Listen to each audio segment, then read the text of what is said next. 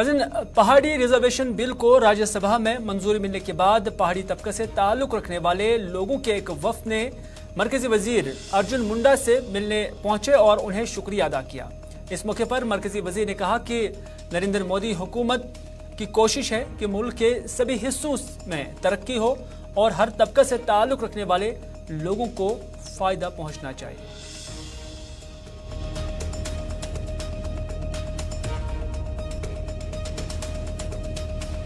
कि आदरणीय नरेंद्र भाई मोदी के नेतृत्व में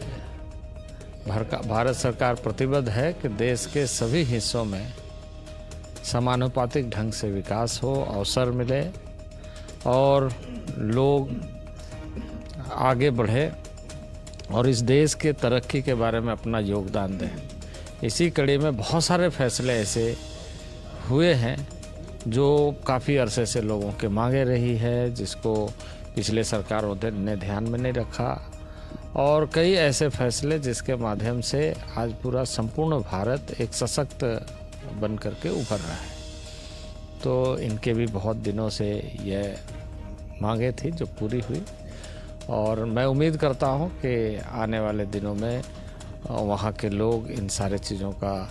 लाभ लेते हुए वहाँ के तरक्की के बारे में सोचेंगे। सर, 370 हटने के बाद बड़े फैसले ले रही है सरकार, और ये एक ऐसा फैसला है जिससे कहीं ना कहीं 2024 भी एक टारगेट होगा, क्योंकि ये तमाम जो पहाड़ी समुदाय के लोग कह रहे हैं कि अब तो एक ही विज़न है 2024 मोदी जी के साथ।